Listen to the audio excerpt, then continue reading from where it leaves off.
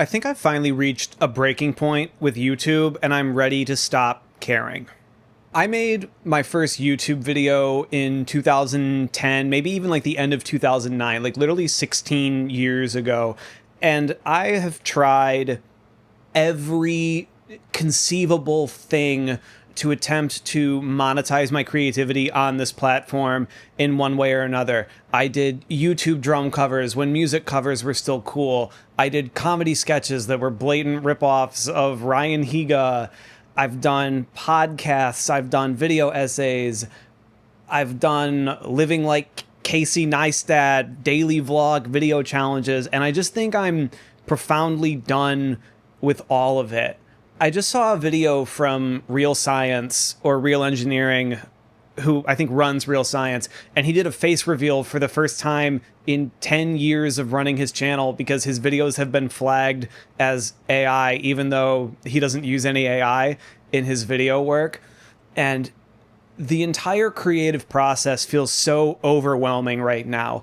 I personally have never felt more creatively overwhelmed, more creatively stifled by what is going on in the world. The political landscape feels fucked. AI feels fucked. It is everywhere. No one can read anymore. No one knows how to write anymore. It feels like no one knows how to think anymore. And I don't know how to exist in a creative space aside to just say fuck everything and just do something different. What I'm doing in this moment is scary for me. I'm filming with my air conditioner running behind me, which I know is going to make my audio quality slightly worse. I'm not using a teleprompter. I'm not using a script. I'm not using any of the things that I lean on as a creator on YouTube, things that take me away from exposing my actual personality to the internet. Like, I'm sitting here with no prep. I didn't even look at what my camera angle looks like. It might not even look good, but you know what? I'm filming in 4K and I'm probably going to release this video in 1080 so I can like readjust the frame in post.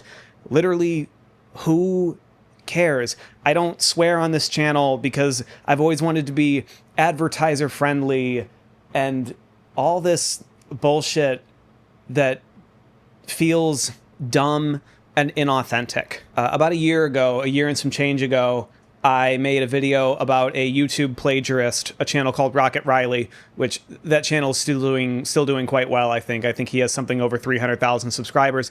Good for him. That video got a couple 100,000 views and allowed me to become a YouTube partner, which was a really big deal for me. I'd been working toward trying to monetize somewhere on YouTube for a really, really long time across a number of channels. And the video I released after that got basically no views. It got like 400 views and I was really, really crushed.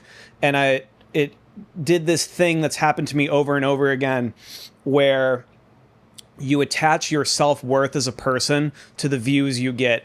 And then you think about anything that you can possibly do to get back to the view count that you got in your last video, making things more polished and more perfect, a more eye-catching thumbnail, a more clickbaity title, 3 different titles and 3 different thumbnails so you can try out different shit on the algorithm. It's just... I don't know how to approach any of it in a way that feels like sustainable or healthy or creative or anything. Last summer, I tried this Living Like Casey challenge where I went through and I tried to make a video a day for a month, a la early 2010s Casey Neistat daily vlogs. And after that challenge was over, I thought that it had been kind of a really desperate attempt to try and get views and some traffic to maybe try and spark some kind of a living on YouTube. So I unlisted all those videos and put them away into an unlisted playlist where you can still find them on this channel, but they're harder to find. And I was going back and watching some of them recently, and I was like, these are actually good. Like, I don't mind most of these videos. They're pieces of my personality, and I created on a schedule that was so frantic that it didn't give me time to obsess over every little detail. Like, my hair couldn't be perfect in every video, my audio couldn't be perfect in every video, they weren't tightly scripted, and as a result, they felt freer and more fun. And I don't think I've had a fun, freeing time making a video in a really long time. And I think I'm done trying to do things that are really polished and really perfect, because over the ensuing year, none of the things that I've posted on this channel, most of which are gone now, have gotten any traction. So YouTube took away my status as a YouTube partner recently. So now there's no way for me to monetize any of these things. And in a way, it feels freeing. Like I'm now not beholden to anything. Not like I was really beholden to anything before, because I didn't have sponsors and I didn't actually care if things were monetizable on YouTube. But now I'm truly free and there's nothing to think about. And I think I just am going to try to think less. There is so profoundly much to think about as a content creator online. You think about your thumbnail, you think about your brand, you think about making things in a way that is repeatable and consistent so the algorithm doesn't lose you in the fray. But now there's just so much noise and there's so much going on that I don't even know how you exist in this space anymore. And I think it might be easier to just stop trying. Like, in the last year, I've started this new channel called the 40-Year-Old Me Project, where, you know, I talk about more like book reading, writing type things that are a little more, air quotes, academic, I guess, because I don't want whatever I post on there to interfere with the kind of content that I put on this channel, the kind of content. What am I gonna do without my content?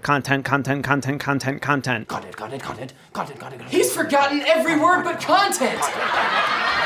It's all content. Like, We're all content. what a fucked up way to think. I want to make this type of video, but I want to put them on a different channel so they don't step on another part of my personality that's maybe a little bit different. Like, humans aren't multifaceted beings. It's just a stupid way to think, and I think I'm tired of it. Like, I've only posted 4 or 5 videos on that channel, and I think it has 27 subscribers. Like, I don't know why I'm running it. I don't know why I feel the need to make so many YouTube channels, each one for a slightly different facet of my personality. One for music, one for more narrative content, one for reading and writing, one for edits, one for whatever, when I can just post anything I want to here, and who the fuck cares? I don't think you can care anymore. Every channel that I love is in decline. Foolish Baseball is no longer making regular baseball bits because they're not profitable anymore. Real Engineering doesn't know how to make videos anymore because their channel is getting the lowest views it's ever gotten. Like, channels that I love and admire are struggling to exist on here, and it's so frustrating. I've just spent too much time thinking about how I want to exist on YouTube as opposed to just going out there and making something. I don't have a following. These videos are for my mom. Like, I make videos with the knowledge that the only guaranteed view is going to be my mother because she watches everything that I make. And I think that's probably a good creative approach, because catering to the masses is so fickle and impossible, and it's fundamentally unartistic. Like, if you are an artist, you need to be able to make what's true to you, what feels authentic and real and fun. And it's hard for me to do that because I'm so perfectionistic and I'm thinking about all of the external factors that influence the success of a YouTube video. And I don't know if that's sustainable. It just can't matter that much. I remember this moment when I used to work in a restaurant and I was like a server assistant, like someone who would like bus tables and help out the servers on the restaurant floor. And my friend Madeline was working with me. She was a server, and it was this crazy Saturday evening shift, and Madeline was getting fucking hammered on the floor. Like, all of her customers were being insane. There was way too much going on. She couldn't get her payment to process in the payment terminal. And she comes over to our manager, Susan, one of my favorite managers ever. Hi, Susan, if you're out there somewhere. She goes over to Susan and she starts freaking out. Susan grabs her by the shoulders and goes, "Madeline, fuck it. And I think that's the necessary approach to creation at this point, because it doesn't feel like there's a sustainable way forward. I think so many people approach YouTube as a stepping stone to something else. And I have also, I think, always approached YouTube as a stepping stone to something else. I don't actually have that much interest in being a YouTube personality. I'm a writer and an actor, and I'd love to build enough of an audience that I can find a way to monetize my writing or use this as a springboard into being able to be an actor or a personality somewhere else. Like, you use YouTube as a stepping stone to creative legitimacy elsewhere. I just think approaching it in that way is not sustainable. Is this a real revelation? I don't know if this is actually a real revelation. I don't even know if I'm going to post this. I feel like I should. I feel like I have to post this because I'm in my bedroom. I'm in my apartment, which is only a bedroom. I'm in my apartment with no prep, no planning, just sitting here ranting to a microphone, which is really what YouTube was made for when you really think about it. Like, old days of YouTube was just people talking to a camera with minimal preparation. And now it's become this entire circus, this entire rat race where everything needs to be carefully curated. But now it doesn't even matter if things are carefully curated because you're going to lose to AI anyway. I think all of this is to say that I'm done trying to fit the mold of a specific type of YouTuber, and I just want to exist here as Ethan. No clickbait titles, no carefully curated thumbnails. I don't need to get my hair all fucking perfect. I don't need to meticulously trim my beard and shave my neck and line things up and jump through all these hoops to put something on the internet. I have intrinsic value as a person and as an entertainer. I have an entire degree in theater. I'm a reasonably good speaker. I'm a reasonably good performer. I'm a decent writer, and I can put all of those things together and put something out into the world that doesn't need to be agonized over for weeks and months and sometimes even years, because you set yourself up with all these expectations, and then if things don't meet your expectations, it's crushing.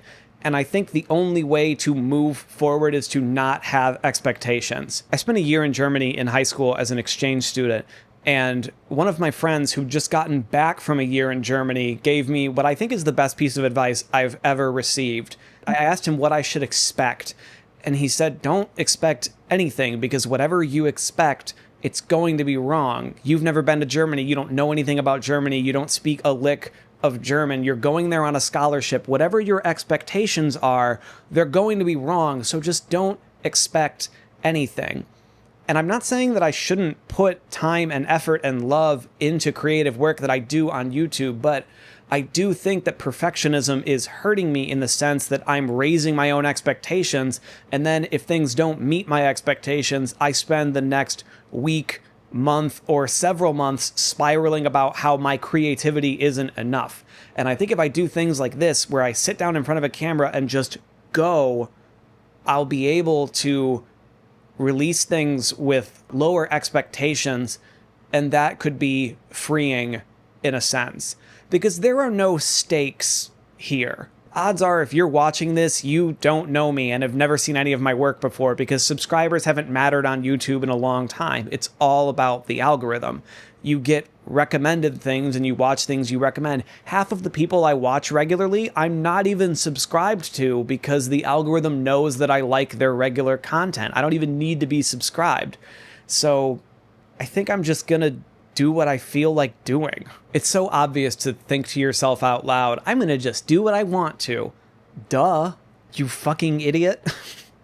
I can't afford therapy, and I think I've been afraid to use a camera and a microphone as a substitute for therapy, as a way to get things off of my chest, because the internet is forever. And you know, what if the way that I act now taints the work that I try and do someday?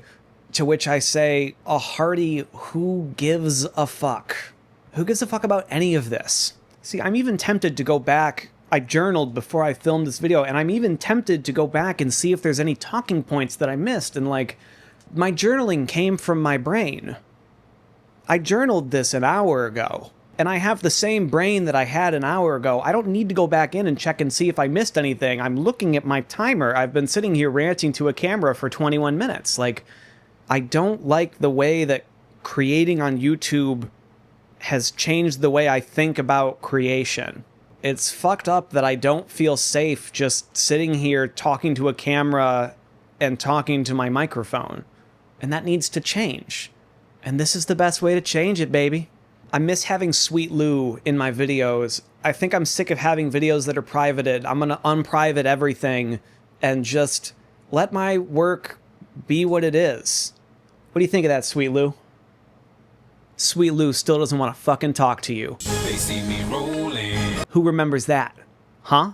Do you? Do you remember that? Do you remember Sweet Lou not wanting to talk to you? I miss like a reoccurring bit in my videos. I miss having Sweet Lou in my videos. If you're not familiar, this is Sweet Lou.